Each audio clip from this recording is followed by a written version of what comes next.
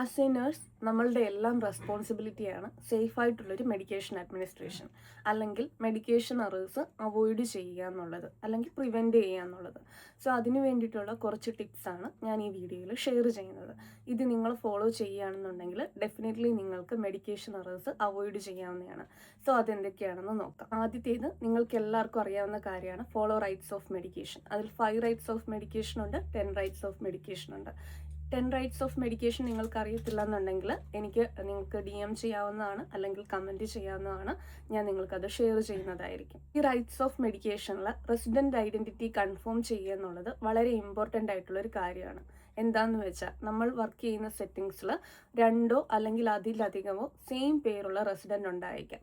So definitely നമ്മൾ each day before administration നമ്മൾ ആ റെസിഡൻറ്റിൻ്റെ ഐഡൻറ്റിറ്റി, ഫുൾ നെയിമും ഡേറ്റ് ഓഫ് ബർത്തും മേക്ക് ഷുവർ ചെയ്തതിന് ശേഷം മാത്രം ആ മെഡിക്കേഷൻ അഡ്മിനിസ്ട്രേറ്റ് ചെയ്യാനായിട്ട് ശ്രദ്ധിക്കുക. രണ്ടാമത്തേത്, നമ്മൾ റൈറ്റ് ഡ്രഗ് ആണെന്നുള്ളത് മേക്ക് ഷുവർ ചെയ്യുക. നമുക്ക് എങ്ങനെയാണ് ആ ഒരു മെഡിക്കേഷൻ, റൈറ്റ് ആയിട്ടുള്ള ഒരു മെഡിസിൻ ആണ് നമ്മൾ റിസീവ് ചെയ്തത് റെസിഡൻറ്റിന് അഡ്മിനിസ്ട്രേറ്റ് ചെയ്യാൻ പോകുന്നതെന്നുള്ളത് മേക്ക് ഷുവർ ചെയ്യാൻ പറ്റുന്നത്? നേഴ്സിംഗ് ഹോമുകളിലൊക്കെ വർക്ക് ചെയ്യുന്നവർക്കറിയാം, നമുക്ക് ഫാർമസിയിൽ നിന്ന് മെഡിക്കേഷൻ റിസീവ് ചെയ്യുമ്പോൾ ചിലപ്പോൾ ഒരാഴ്ചത്തേക്കോ അല്ലെങ്കിൽ ഒരു മാസത്തേക്കോ നമ്മൾ ഒരുമിച്ചായിരിക്കും ആ മെഡിസിൻ റിസീവ് ചെയ്യുന്നത്.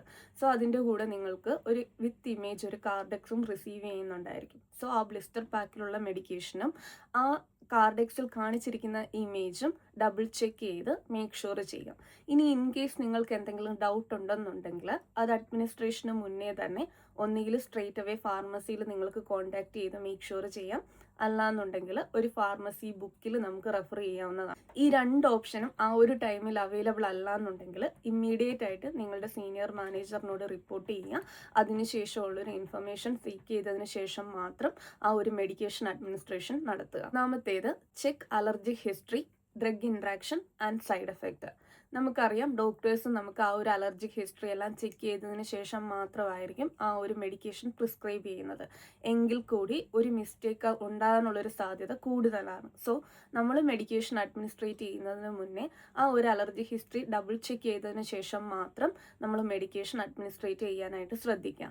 എസ്പെഷ്യലി ആൻറ്റിബയോട്ടിക്കുകളൊക്കെ പ്രിസ്ക്രൈബ് ചെയ്യുന്ന ടൈമിൽ ചിലപ്പോൾ റെസിഡൻറ്റ് അലർജിക് ടു പെൻസിലിനായിരിക്കാം.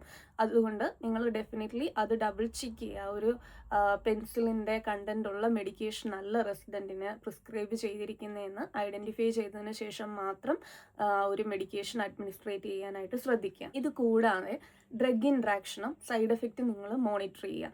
എസ്പെഷ്യലി ഒരു പുതിയ മെഡിക്കേഷനാണ് റെസിഡൻറ്റിന് കിട്ടുന്നതെന്നുണ്ടെങ്കിൽ നിങ്ങൾക്ക് ഓൾറെഡി ആ റെസിഡൻറ്റ് റിസീവ് ചെയ്യുന്ന മെഡിക്കേഷനുമായിട്ട് ഡ്രഗ് ഇൻട്രാക്ഷൻ ഇല്ലാത്തതും അല്ലെങ്കിൽ എന്തെങ്കിലും പുതിയ സൈഡ് എഫക്റ്റുകളൊക്കെ ഉള്ള മെഡിക്കേഷൻ ആണെങ്കിൽ അത് മോണിറ്റർ ചെയ്യും. റെസിഡൻറ്റിനോട് ആ ഒരു എഡ്യൂക്കേഷൻ പ്രൊവൈഡ് ചെയ്യുന്നതും വളരെ ഇമ്പോർട്ടൻ്റ് ആണ്.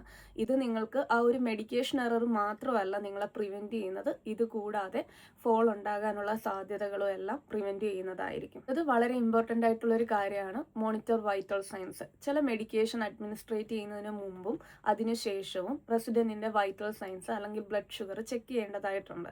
സോ അത് നിങ്ങൾ ഐഡൻറ്റിഫൈ ചെയ്യുക. For example, anti hypertensive medication എടുക്കുന്ന റെസിഡൻറ്റ്, ഡയൂറിറ്റിക്സ് എടുക്കുന്ന റെസിഡൻസ്, അല്ലെങ്കിൽ ഒരു ഡയബറ്റീസിനുള്ള മാനേജ്മെൻറ്റ് എടുക്കുന്ന റെസിഡൻസ്, അത് നമ്മളുടെ റെസ്പോൺസിബിലിറ്റിയാണ് ചെക്ക് ചെയ്യുക എന്നുള്ളത്. അത് മേക്ക് ഷുവർ ചെയ്തതിന് ശേഷം മാത്രം നിങ്ങൾ ആ മെഡിക്കേഷൻ അഡ്മിനിസ്ട്രേറ്റ് ചെയ്യുക. അല്ലെങ്കിൽ അഡ്മിനിസ്ട്രേറ്റ് ചെയ്തതിന് ശേഷം കണ്ടിന്യൂ ചെയ്യേണ്ട ഒരു മാനേജ്മെൻ്റ് ആണെന്നുണ്ടെങ്കിൽ അത് കണ്ടിന്യൂ ചെയ്യുക. അടുത്തത്, ഒരിക്കലും നമ്മൾ മറന്നു പോകരുതാത്തൊരു കാര്യമാണ് timely documentation.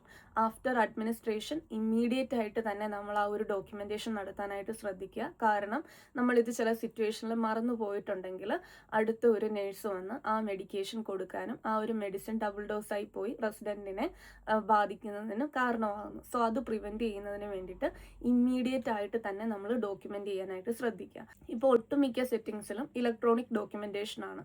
So in case എന്തെങ്കിലും ഒരു ഇൻ്റർനെറ്റ് എറർ കൊണ്ട് നിങ്ങൾക്കത് ഡോക്യുമെൻ്റ് ചെയ്യാൻ പറ്റുന്നില്ല എന്നുണ്ടെങ്കിൽ ഉറപ്പായിട്ടും ഒരു റിട്ടൺ കാർഡെക്സ് ഡോക്യുമെൻറ്റേഷൻ നിങ്ങൾ അവിടെ നടത്തേണ്ടതാണ്. അത് നിങ്ങൾ അടുത്ത സ്റ്റാഫിനോട് റിപ്പോർട്ട് ചെയ്യുക, അല്ലെങ്കിൽ പ്രോപ്പറായിട്ട് കമ്മ്യൂണിക്കേറ്റ് ചെയ്യുക. ഇത്രയും കാര്യങ്ങൾ നിങ്ങൾ ഫോളോ ചെയ്യുകയാണെന്നുണ്ടെങ്കിൽ ഡെഫിനറ്റ്ലി നിങ്ങൾക്ക് മെഡിക്കേഷൻ സേഫ്റ്റി മേക്ക് ഷുവർ ചെയ്യാവുന്നതാണ്. മെഡിക്കേഷൻ എറേഴ്സ് അവോയ്ഡ് ചെയ്യാവുന്നതാണ്. ഇതിനു വേണ്ടിയിട്ട് ഒരു ചെക്ക് ലിസ്റ്റ് അവൈലബിൾ ആയിട്ടുണ്ട്.